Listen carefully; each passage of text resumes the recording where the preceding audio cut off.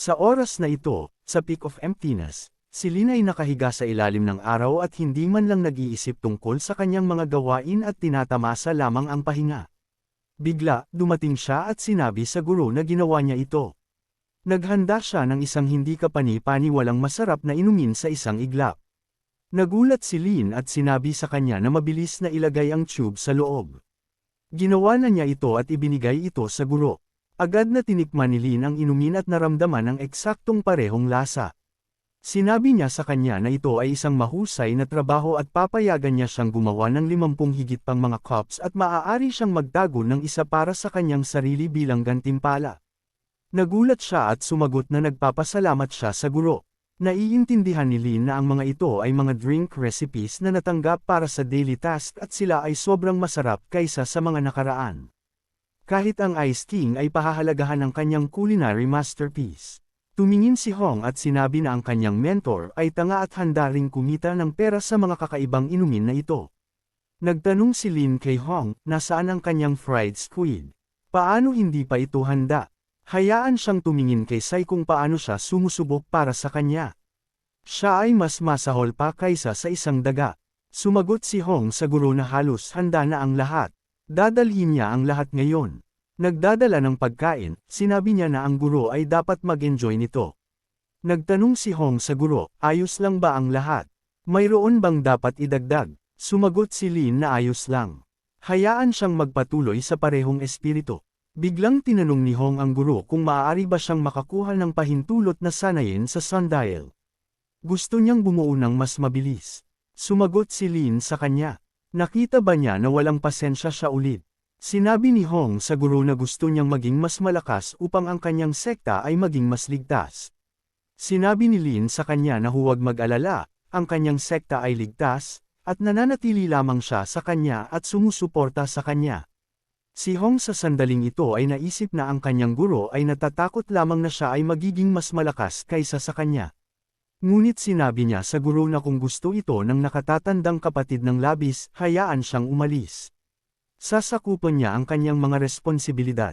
Tumayo si Lin at sinabi na dahil ganoon katigas ang ulo ng kanyang kapatid na babae, papayagan niya siyang sanayin sa sundial at hayaan siyang magpasalamat sa kanya para dito. Lumuhod si Hong at sumagot na nagpapasalamat siya sa guro at sa kanya din para sa paghiling para sa kanya. Si Lin, habang umalis siya, sinabi sa kanila na papasok siya sa loob at dapat silang magpatuloy sa paghahanda ng pagkain. Naiintindihan ni Hong na ang araw na lumabas siya mula sa pagkahiwalay, ang oras ay darating kung kailan si Lin ay yumuko ang kanyang ulo sa kanya. Agad na napansin ni Lin na si Hong ay nagtatapon na ng kanyang mga kamay sa pag-asa. Naisip niya na maaari niyang ibalik ang laro, ngunit para sa kanya, ito ay awa lamang. Ang mentor ay lumakas lamang kapag ang isang karapat-dapat na kalaban ay tumayo sa harap niya. Kaya, kailangan niyang tanggapin ito at magpatuloy na mamuhunan dito, nagbobomba ng kanyang cultivation level. Bumaling si Sai sa guro, 50 bagong cups ay handa na. At maaari ba siyang uminom ng tsaa na ito na may immortal herbs? Sinabi ni Lin sa kanya na syempre maaari siya. Sinabi niya na maaari siyang pumili ng anumang cup. Siya ay labis na masaya tungkol dito at nagpasalamat sa guro. Biglang sinabi ni Lin na ang ibang mga tao ay nag-aalaga ng mga pusa ngunit nag-aalaga siya ng isang daga. Siya pa rin sa paghawak ito ay simple kahanga-hanga.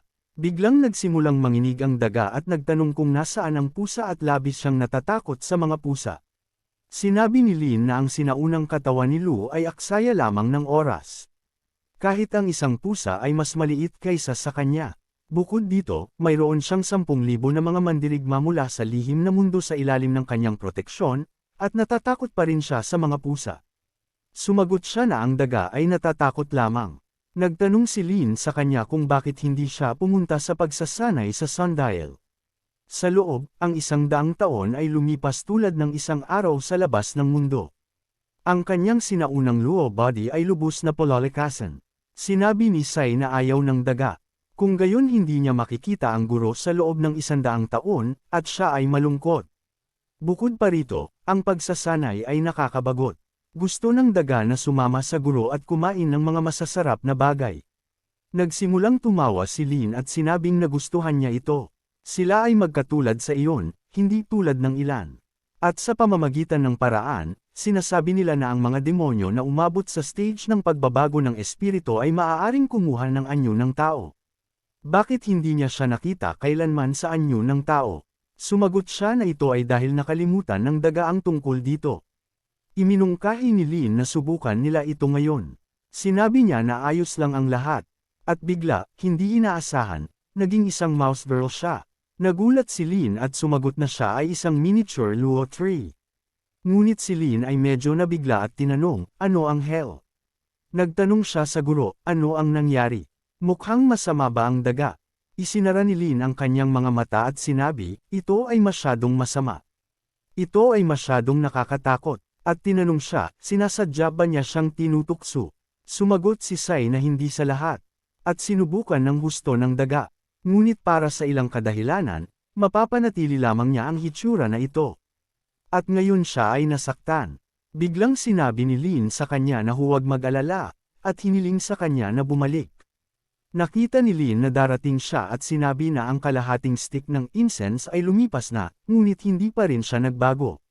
Sinabi niya sa guro na nakalimutan ng daga kung paano ito gagawin. Nagtanong si Lin kung siya ba ay talagang isang daga at hindi isang baboy. Sumagot ang daga sa guro na huwag magalit. Susubukan ulit ng daga. Tiyak na gagawin ito sa mga araw na ito. Ngunit nagtanong si Shi sa guro kung gusto pa niyang patuloy na alagaan ang daga. Sumagot ni Lin na hindi, gusto niyang manahimik. Tumakbo si Sai sa tubig at tiningnan at sinabi na ito ay masyadong kakaiba, ngunit siya ay mukhang medyo maganda. Sa oras na ito, ang border guard sa pagitan ng mailap na rehiyon at ang espiritual na rehiyon. Ang mga barko ay patungo sa silangang rehiyon. Sinabi ng isang lalaki na ang galit ng numero 1 immortal sect ng silangang rehiyon ay isang galit na walang makakayanan. Ang Xuanfen sect ay nakahanda na. Ngunit sumagot sila sa kanya na bago ito siya ay ganoon kayabang. Ngayon mamamatay siya sa paghihirap. At sigurado siya na ngayon ay nanahimik na siya mula sa takot.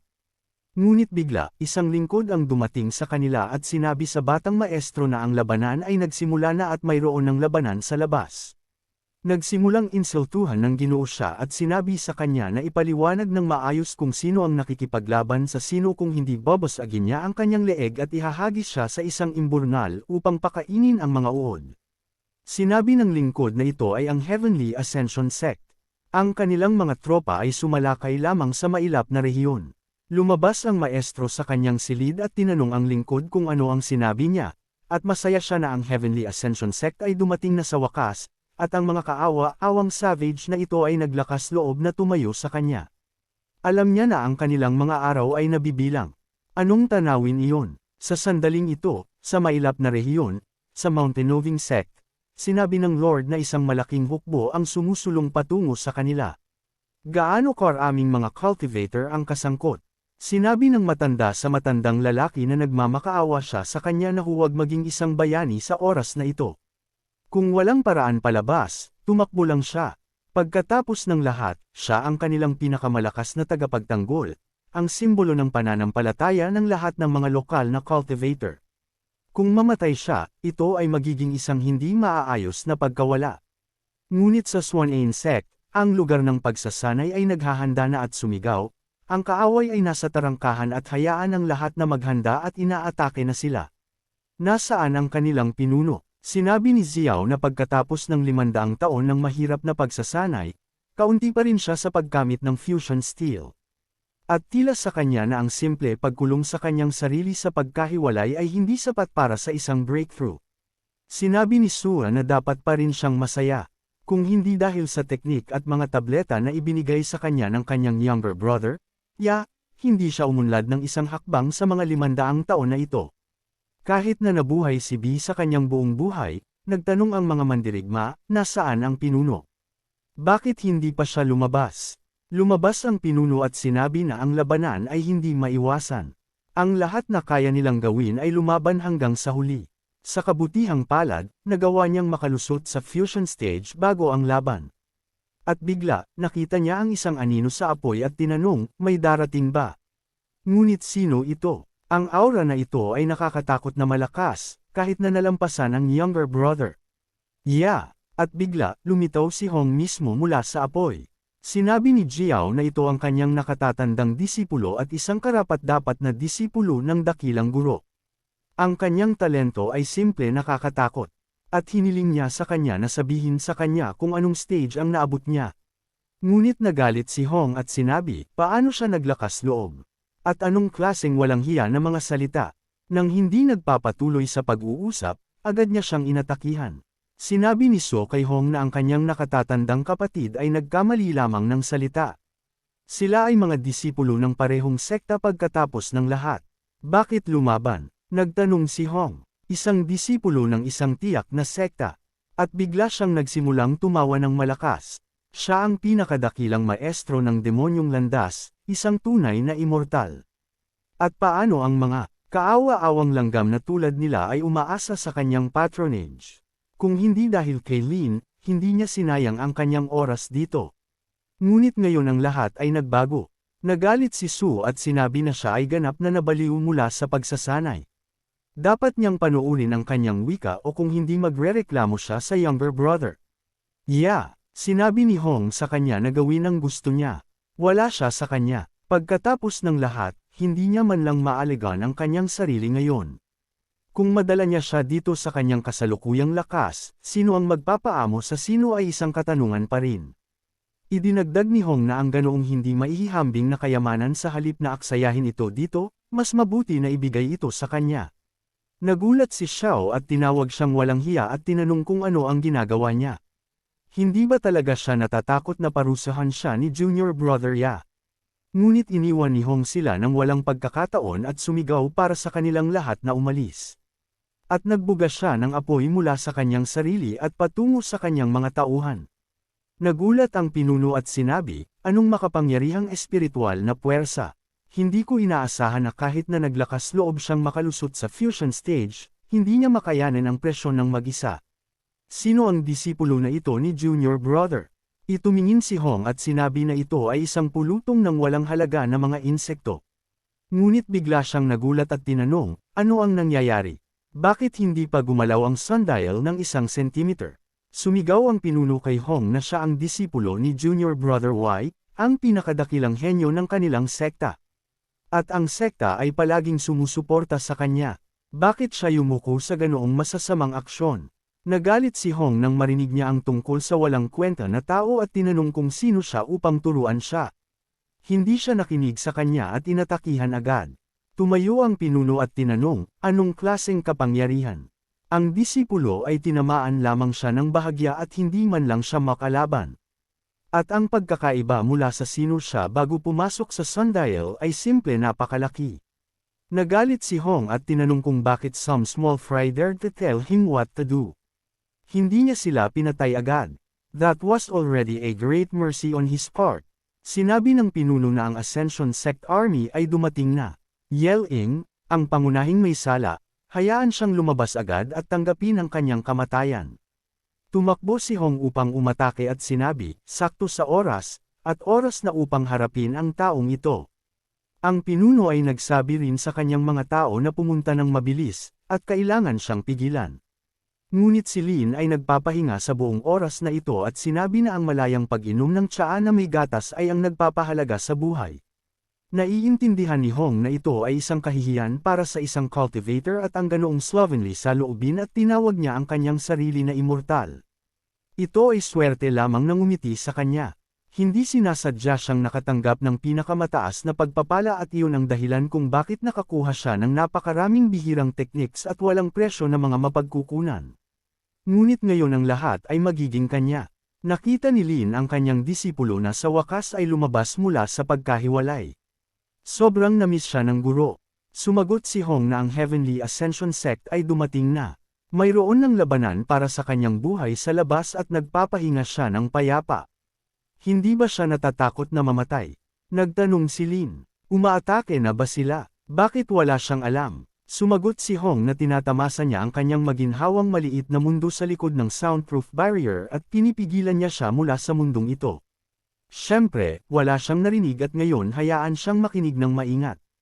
Ang mga kaaway ay papalapit na at sumisigaw para kay Lin na lumabas at tanggapin ang kanyang kamatayan. Umiinom si Lin ng kanyang tsaa sa sandaling iyon at naririnig ang mga sigaw na sumigaw na ang digmaan ay nagsimula na. Sinabi ni Hong na nakikita niya mismo ang sitwasyon, ngunit kung ibibigay niya sa kanya ang lahat ng mayroon siya, naisip niyang iligtas siya. Nagulat si Lin at tinanong siya kung ano ang sinasabi niya. Sumigaw si Hong sa kanya na huwag maging tanga. Pareho silang matalinong tao, kaya kailangan niyang magsalita ng prangka. Bigla, isang daga ang dumating na tumatakbo at nakita ni Hong ito at sinabi sa kanila na itigil ang planeta at tinanong kung ano ito. Lumapit siya sa guro at sinabi na ito ang parehong chicken wings na hiniling niyang lutuin para sa kanya at sila ay maanghang din at hayaan siyang subukan ang mga ito. At nang makita niya ang kanyang nakatatandang kapatid, nagtanong si Huno kung lumabas ba siya mula sa pagkahiwalay ng napakabilis. Ngunit si Hong ay medyo natakot at sinabi sa kanya na manatili lang. At naisip niya na ito ang parehong puting daga. At bakit ito nagbago ng labis? Ang hitsura na ito ay mukhang nakakatakot. At naisip ko, bakit ang Hell ay may ganoong kakaibang panlasa ang mentor? Naiintindihan niya ang lahat, syempre, ngunit ito ay lampas sa hangganan ng mabuti, masama, at karaniwang kahulugan. At si Lin sa sandaling iyon ay nag-iisip, anong klaseng tingin niyan? Hindi siya nag-iisip tungkol sa ganoong bagay, hindi ba? Siya ay isang marangal na tao pagkatapos ng lahat. Like, comment, share, and subscribe naman dyan mga ito go. Maraming salamat po.